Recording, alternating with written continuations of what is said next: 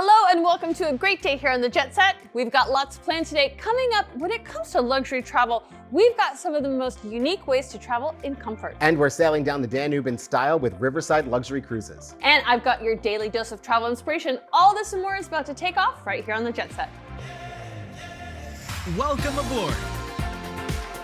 Bobby Laurie and Nikki Noya have your ticket to travel, food, fitness, and everything you need for an on-the-go lifestyle. Grab your boarding pass. It's time to jet set. Sit back and relax because we're reclining into travel news on Here's This. JetBlue is taking a step up in luxury. The airline has announced that its first ever domestic first-class cabins, nicknamed Junior Mint by aviation fans, will start rolling out in 2026. About a quarter of JetBlue's all-coach fleet will be retrofitted next year, with the majority completed by 2027. It's a big shift for the airline, which has built its reputation on a single cabin model with extra legroom and low fares. But while travelers who want more comfort will welcome the change that a new first class means less legroom for economy flyers, a move that could make JetBlue less appealing to those value-seeking customers.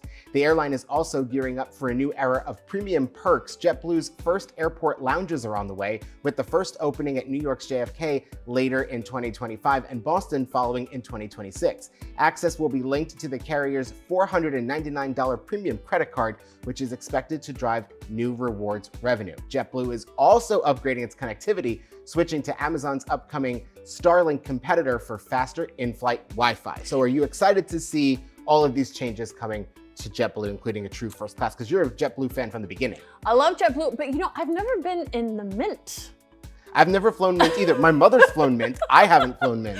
What have we been doing this whole time? I know, and it looks really nice. It looks so nice. Yeah. I've had some friends that have flown it and they're like they swear by it. They won't even fly anywhere else, especially like the LA, New York route. They're like, it's perfect, it's amazing, it's easy, it's so comfortable. What are we doing? I do love JetBlue. I mean, they really do have a lot of legroom in coach. That was their whole thing. You know, the most legroom, the further back you sit, the more legroom you get. So they try to fill those seats. It's interesting to see. I mean, they're saying that the industry as a whole, people are looking for more of these upgraded perks and added legroom. So I think it could be a good change, but it is a complete departure from what JetBlue was known for. Let's see what happens. I'm ready. I used to take that New York to Long Beach flight so many times, I can't even tell you. So let's see, JetBlue. Yeah, I think it'll be nice. We should actually try taking Mint too. Are you listening? Yeah. You could just buy the ticket, Nikki. I mean, that is a possibility. Okay, so Florida prosecutors have decided not to charge the mother of a 5-year-old girl who fell overboard from a Disney cruise ship earlier this summer. Now, the incident happened as the Disney Dream was returning to Fort Lauderdale after a 4-night Bahamas voyage. Investigators say that the girl's mother encouraged her to take a photo near an open porthole. The child climbed onto the railing, lost her balance, and then fell backward into the ocean, dropping about 49 feet. Her father immediately jumped in after her. Disney crew members quickly responded, rescuing them both and bringing them back aboard within minutes. Now, the child was treated for mild hypothermia and her father suffered spinal fractures from the dive. After reviewing the case, Assistant State Attorney Melissa Kelly declined to file charges, writing that while the mother's actions were negligent and irresponsible, they did not rise to the level of criminal culpable negligence. Kelly said the incident was, quote, merely accidental, adding that parents are not held to a standard of perfection under the law. Now, in a statement, Disney did comment on this as well, saying that they commented their crew's exceptional skills and their prompt actions. What do you think? Speechless. I mean, I remember reading this story, and I remember reading about the father diving in after the child. I didn't know it was someone having, wanting the child to go to the porthole to take a picture. But there's not much I agree with about Florida, but this I kind of agree with. It wasn't criminal to say, let's take a picture. It was stupid, but was it criminal? I mean, people make questionable decisions all the time. I just don't understand. And I can't believe the dad had so many injuries. That just, also, I'm not sure. This story. We'll be right back with more of the Jet Set in just a minute. Well, Nikki takes a moment. This story makes me so upset. I can't even tell you. On like every level, this story makes me upset. If you're looking to bring sparkle to the holidays with festive flavors, inspired hosting ideas, and easy ways to wow every guest, you're in luck. Chef Jamie Gwen is here with crowd-pleasing recipes, clever pairings, and thoughtful gifts for food lovers. Chef Jamie Gwen here. Impress your guests with cafe-style beverages this holiday season, like my gingerbread iced coffee and a hot coffee with eggnog whipped cream. Great coffee starts with freshly ground beans from the Infinity Conical Burr Grinder, and Capresso's touchscreen coffee maker brews up to 12 cups of hot coffee and has an iced coffee mode. Finish with hot or cold foam with the Capresso Froth TS Milk Frother. This year, you can create personalized decor and heartfelt gifts that add warmth and creativity to your home with Cricut Joy Extra. This powerful machine makes it easy to craft custom tea towels, decorative wine glasses, all with professional quality results. Design Space makes crafting simple. You can access thousands of ready-to-make projects to make every celebration feel uniquely yours. To take the stress off entertaining, I use Alouette garlic and herbs soft spreadable cheese or double creme brie for grazing style eating. They're chef-inspired, creamy, flavorful, and ready to serve. Just pull them from the fridge and pop the garlic and herbs soft spreadable cheese on a relish board, or make my warm brie appetizer with maple apples. Look for them in the deli aisle. And to satisfy a crowd, make a grand charcuterie board with flavors of the season. I like dried fruits and salumi, but my best touch is Pearl's all-natural ripe olives. With no artificial flavors, the taste of the olive shines, and they're a gorgeous natural brown color. Pearl's is the only American-owned company that offers a full line of olives. For bold flavor, I add Pearl's pimento stuffed or garlic stuffed from their specialties collection. For more information, visit dailylounge.com. Back to you. Thanks, Chef. Well, we've got to take a quick break, but we've got lots more of the Jet Set coming up in just 60 seconds.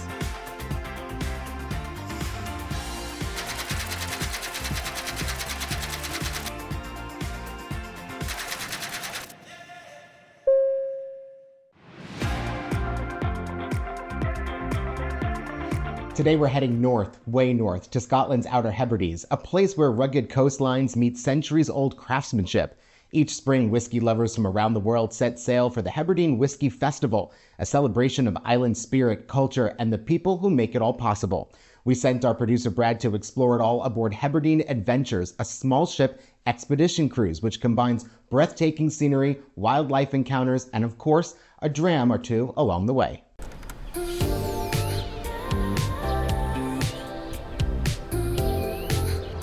Hello and welcome to Scotland, where today we are in Oban. We're about to set sail to the Outer Hebrides for an incredible adventure.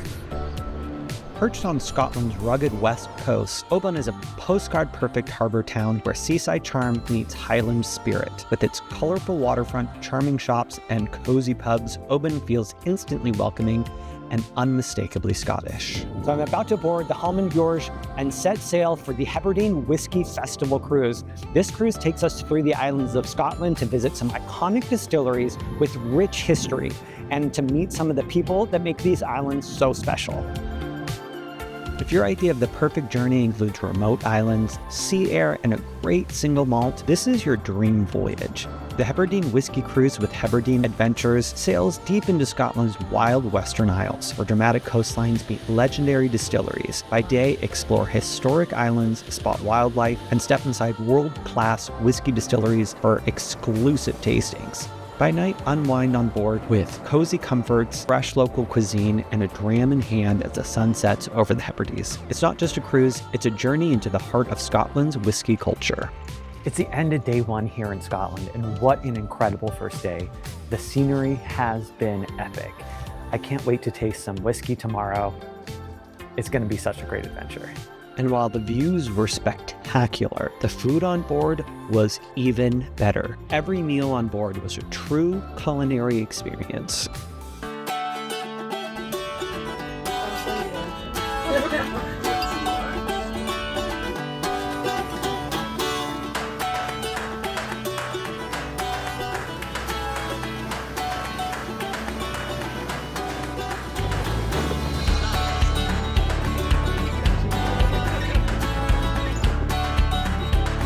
All All right, we've landed here. So we've arrived here at the Isle of Skye, and one of the first distilleries is Talisker, established in 1830. This is one of the largest distillers on the island, and probably the most well-known as well. A visit here showcases some of Scotland's most celebrated single malts.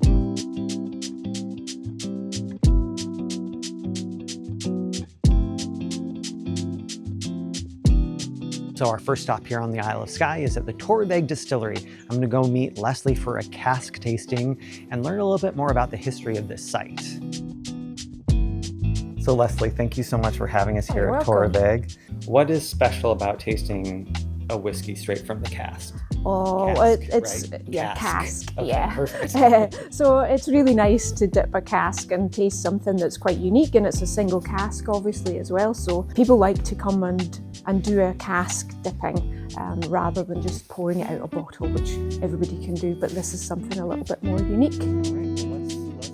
So this is called a copper dog, and you pick up on the peat smoke that comes from the back of your palate and comes forward, and then nice little sweet notes at the front. So yeah, it's pretty strong, isn't it? Yeah, that's incredible. So this is the first whiskey we're tasting on the tour here. Yes, this is the first one for today. You're setting a high standard. Yes, indeed, yeah. Yeah, that's great. I've heard that you guys do some kind of special things being on the Isle of Skye for the community.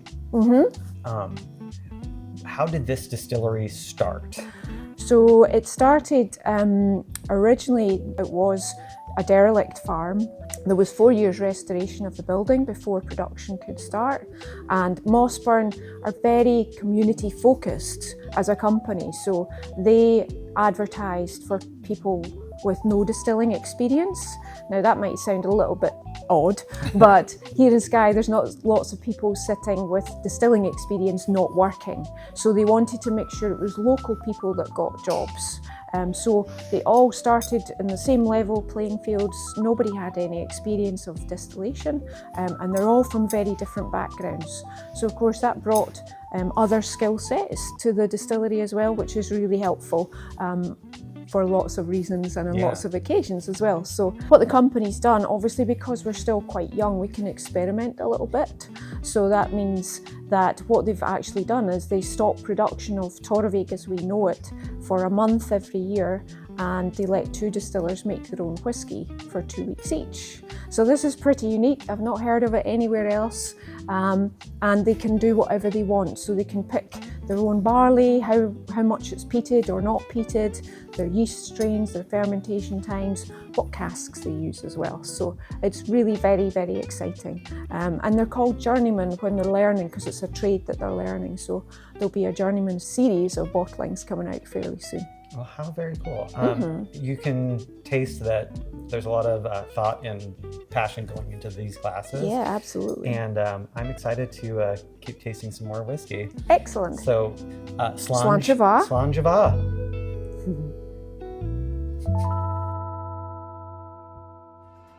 We've got to take another short break, but don't go anywhere. We still have lots more of the Jet Set to come.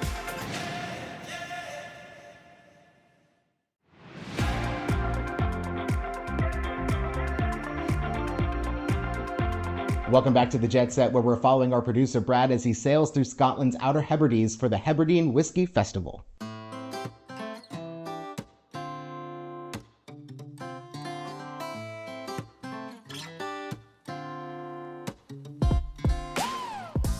All right, I've arrived here at the Isle of Rossay Distillery. It offers a vineyard-like experience with accommodations and dining and distillery tours, which we're about to go on.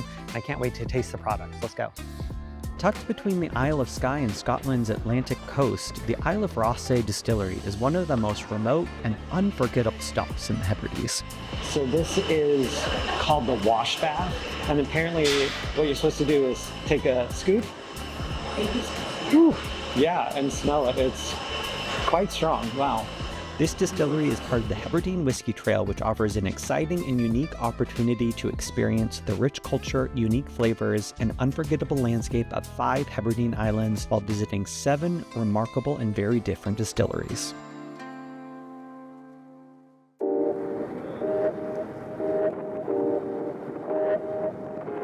Good morning, guys, and welcome aboard the Halmar Bjorge. We're about to head to shore and hit up 2 more distilleries today with very different philosophies on making whiskey. But first, I think I need to grab some breakfast and finish my little cup of tea here.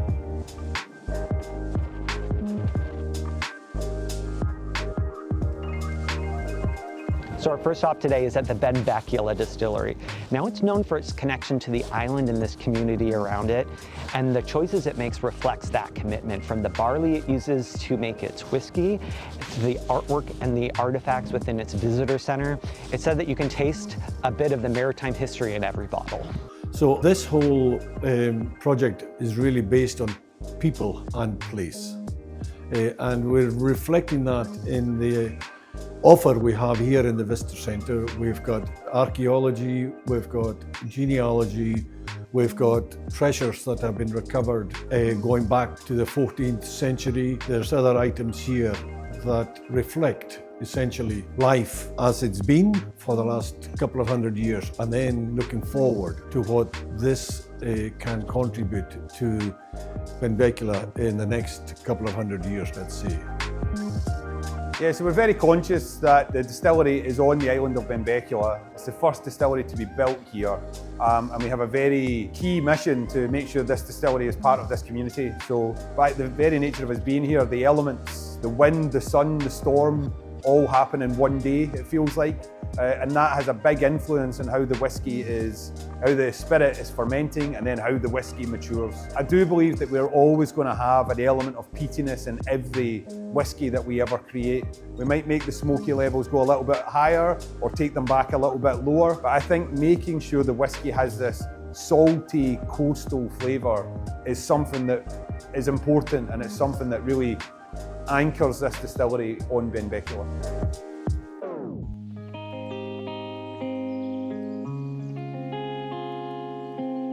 Our next stop today is here at North US Distillery, where they're taking whiskey making back to its roots. Here, small batch production meets sustainability. We're talking 1 cask a day with heritage barley, all under B Corp certification. Here, I got the chance to get a little bit more hands-on with the whiskey making process. So today we're going to be filling our cask. That's exciting.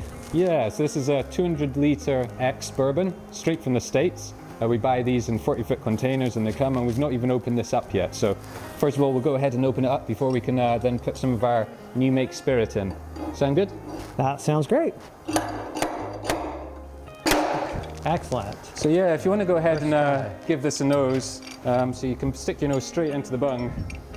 Oh, wow. Should be getting nice kind of toffee caramel notes coming from the bourbon and the cask itself. Yeah, that's great. So yeah, it gives the whiskey really nice notes.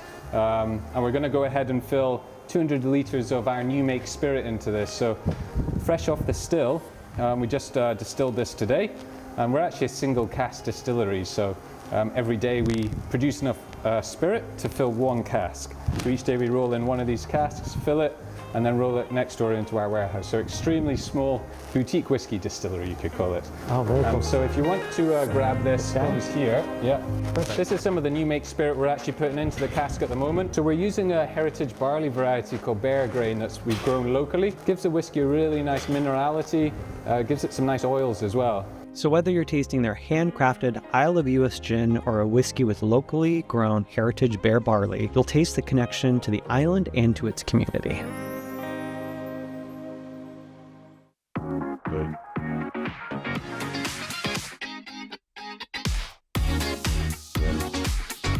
The final day of our trip takes us to the Isle of Harris Distillery, where all 7 of the distilleries on the trail meet for the Hebridean Whisky Festival. And we cap off the night is singing and dancing at a Cayley.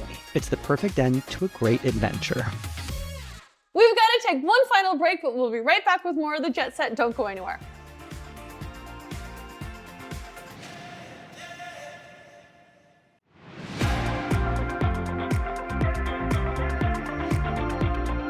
It's time again for your daily dose of travel inspiration on the go, where today, Bobby Robert, we're sending you to explore Europe with Viking River Cruises for a journey that's straight out of a holiday fairy tale. Are you ready? I'm ready. Step aboard a beautifully designed Viking longship where every cabin has a view and every moment feels like a celebration of culture, history, and seasonal magic. On the Christmas on the Rhine itinerary, you'll sail from Amsterdam to Basel, drifting past storybook castles, snow-dusted vineyards, and villages that look like they've been pulled straight from a holiday movie, just like you, straight from a holiday movie. Yeah. Each stop along the way from Cologne to Strasbourg invites you to explore Europe's most charming Christmas market. You love a charming Christmas market. You love to just sip your wine all the way along. You'll warm up with mulled wine just like you do, sample handmade chocolates, and shop for traditional ornaments under strings of twinkling lights. And the best part, everyone, this journey is available now with up to $1,000. I said it, I'll say it again, $1,000 onboard credit, free beverage package, and free prepaid gratuities just for booking by visiting oceanandriversailings.com. I don't know what else you want. Not mulled wine. Thanks for watching, everyone. We'll see you next time. Doesn't that sound nice, just walking around?